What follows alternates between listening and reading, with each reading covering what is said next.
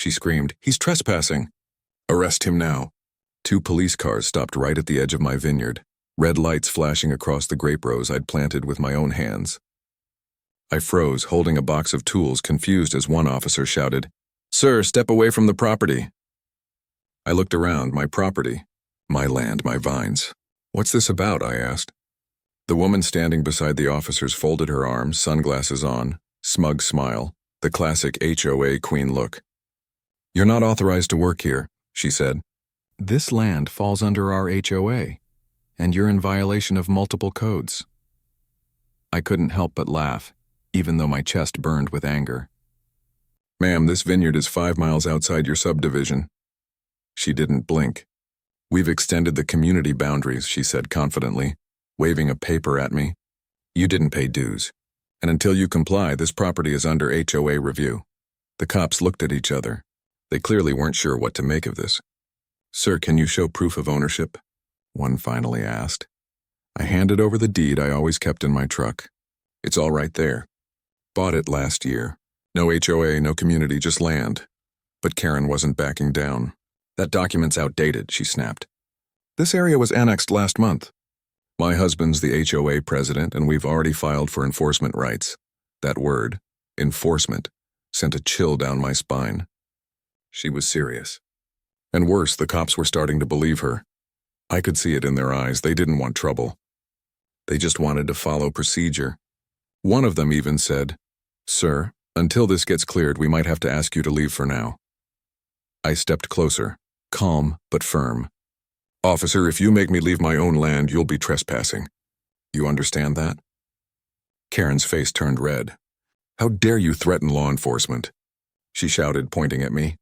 "This man is dangerous. He yelled at me earlier and damaged HOA property."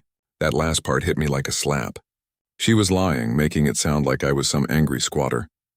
The officer's hand went to his holster. "Sir, I'm going to ask you to stay right there." I took a slow breath. "Check your records," I said. "Before you do something you'll regret." They didn't. They cuffed me right there, in front of my vineyard, while Karen recorded the whole thing on her phone, smirking like she'd just won. As the police drove me off, I caught one last glimpse of her walking through my vineyard, touching my vines like she owned them. She had no idea who I really was, because I wasn't just a landowner. I was the guy who'd helped the county design the land registry system itself. And if she thought she could fake ownership, she'd picked the wrong man. Have you ever been accused of something you didn't do and no one believed you at first? What did you do next? Tell me in the comments. The ride to the sheriff's office felt endless. The handcuffs dug into my wrists, and all I could think about was that woman walking through my vineyard like she owned it. When we finally stopped, the deputy opened the door and said, "You're being held until we confirm the property dispute." Property dispute? That wasn't a dispute, it was fraud. Inside, I was told to sit and wait. 30 minutes passed before the sheriff came in, a man I recognized instantly. "Tom," I said, half laughing. "It's me, Ethan Reed. We worked on the land audit project 3 years ago." His eyes widened. "Ethan, what the hell are you doing in cuffs?" I told him everything. The fake HOA extension, the woman who called the cops, and the bogus claim that my vineyard was under their control. He stared at me for a long moment, then sighed. "That's impossible. That land's clearly outside any HOA. I'll pull the records myself." He left the room, and I could hear him yelling down the hall within minutes. 10 minutes later, he came back holding a folder. "You're free to go." That woman forged boundary documents. They're not even filed with the county. But Ethan, she's been stirring up trouble all over town. Apparently, she's been threatening anyone who refuses to pay her fake dues. I clenched my jaw. "She's not stopping there," I said. "She's trying to expand her control street by street." Tom frowned. "You have evidence?" I nodded slowly. "You're about to see something no one else has." Back at my truck, I opened my laptop and pulled up my vineyard security footage. Every inch of that land was under surveillance. I scrubbed through the clips until I found it. Karen walking onto my property the night before, stapling fake HOA notices onto my gate, taking pictures, and even moving my property markers. I sent the footage straight to Tom. His reply came instantly. "Don't do anything yet. We'll handle it," but I knew better. I'd seen people like her before, the ones who used fake authority to scare everyone. The police would take their time. She'd spend that time tightening her grip on my land. The next morning, I went back to the vineyard early. The fake HOA signs were still there. Property under HOA enforcement. I tore them down one by one and planted a large wooden board in front of my gate. Private land, county registered, trespassers will be recorded. An hour later, she showed up again, furious. "You can't put that there," she yelled. "You're under community review." I stayed calm. "You're trespassing again. Leave now." Her voice trembled with fake confidence. "You think you're untouchable, don't you? My husband knows the chief of police." I leaned forward slightly. "Then tell him I said hi. He's my brother." The color drained from her face. For the first time, Karen didn't have anything to say. She just turned around, shaking, and drove off. I watched her car disappear down the dirt road, but something told me it wasn't over.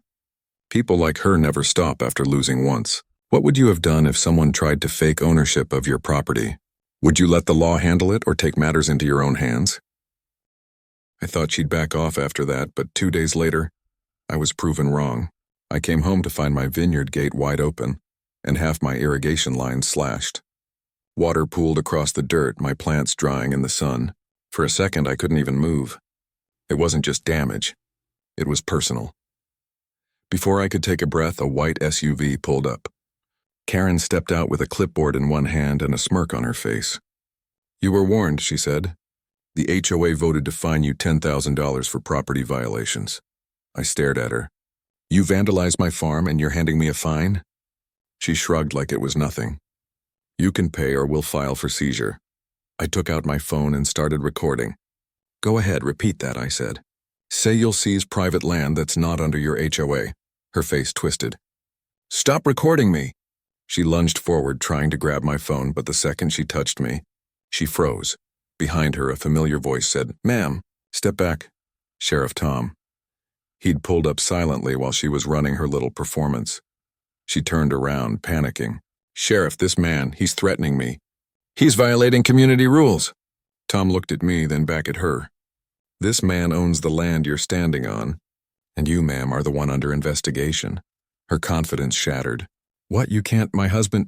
"Already questioned," Tom interrupted. "And he's admitted you forged HOA expansion forms under his name." "You're done, Karen." She stepped back, shaking her head. "You have no proof." I opened my laptop again and played the footage I'd saved. Her sneaking onto my vineyard at night, cutting wires, stealing markers, stapling fake notices. The sound of her voice on camera saying, "He'll give up once he sees the cops." Her knees almost buckled. Tom radioed his deputy.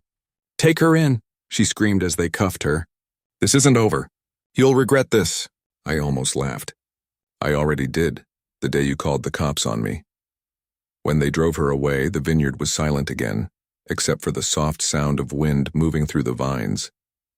I sat on the hood of my truck, watching the sunset bleed across the rows. Part of me felt relief, but another part knew there was more. Because later that night I got a call from an unknown number. "Mr. Reed," a man said. His voice was low, calm, too calm. "You've made a powerful enemy. You might want to check your mailbox tomorrow." The call ended before I could answer. The next morning, there it was, a legal envelope stamped with county markings. Inside was a notice and cease all operations. Land under review pending transfer to community association. They were trying again, but this time it wasn't just Karen. Someone higher up had joined her game and I was about to expose them all. If someone powerful tried to take what's yours through lies, would you fight publicly or work quietly behind the scenes for revenge? The notice in my hand felt heavier than it should have. The county seal looked real, but the wording, it was off. They didn't use those terms in real documents. Whoever sent it wanted to scare me, and whoever it was, they had connections inside the system. That night I didn't sleep. I stayed in my small office at the edge of the vineyard, scrolling through county records. Every file, every registry, every land transfer. I knew this system better than anyone. I'd built half of it. And then I saw it. A new community expansion entry, filed just 3 days earlier, covering 5 properties, including mine. The name on the document, Karen L. Dalton, signed by a fake county clerk. But that wasn't the shocking part. The digital signature used belonged to someone who actually worked at the county office, someone who had access. I drove to the sheriff's office before sunrise, Tom was half asleep at his desk, coffee in hand. "You're not going to believe this," I said, dropping the folder in front of him. He scanned the documents, eyes narrowing. "This signature, that's County Commissioner Blake's assistant. How the hell did Karen get her to sign this?" "She didn't," I said quietly. "He did." Tom froze. "You think Blake's involved?" I nodded. "He's been talking about developing luxury housing near this area for months. My vineyard stands in the middle of his plan. Karen was just the pawn." Tom leaned back, rubbing his temples. "This is way bigger than I thought." I smiled faintly. Good thing I came prepared. Over the next 2 days, I gathered everything: emails, timestamps, the original land maps, even old voice messages from Blake's office hinting at private cooperation with local homeowners associations. The man had been using fake HOA claims to pressure owners into selling cheap. By the third day, I'd had enough. I called a press contact I'd known from years back, a journalist who hated corruption stories being buried. We met at the vineyard that afternoon. I handed her a flash drive and said, "Just promise me one thing, don't publish until you verify every file." She smiled. "If this is real, Ethan, it's going to blow up." It did. 2 days later, the headline hit every local news channel: HOA president and county commissioner exposed in illegal land grab scheme. Karen's smug photo was plastered on every screen, alongside Blake's. Within hours, both were arrested. The footage of Karen screaming about property violations on my land went viral. People online called her Queen HOA. The comments were brutal. When the dust settled, Tom drove out to the vineyard. He stepped out of his car, shaking his head. "Never thought you'd take down a county official with grapevines and a laptop." I laughed. "Guess you shouldn't mess with a man who knows where every file lives." We walked through the rows quietly. The sun was dipping low, painting the vines gold again. For the first time in weeks, I felt peace. But beneath that peace was something deeper. A reminder of how fragile ownership can be and how easily power can twist the truth. A few days later, the county issued a public apology. They reinstated my property rights, cleared my name, and even fined the HOA for fraudulent claims. My mailbox filled with letters from neighbors who'd been victims too, people thanking me for standing up when they were too scared to. One note stood out. A man from across town wrote, "You didn't just save your vineyard, you saved ours too, because now they know someone will fight back." I kept that letter pinned above my desk. Every time I looked at it, I remembered the day I stood in my own vineyard with cuffs on my wrists, humiliated and powerless. And how that same day became the start of my fight for something bigger than land: truth. 1 week later, I hosted a small gathering on my property. Friends, farmers, and even Tom came. We stood under the vines, sharing food and laughter. For the first time in a long while, I felt at home again. As the evening faded, Tom raised his glass and said, "To Ethan, the man who taught everyone here that justice doesn't need noise, just courage." People cheered.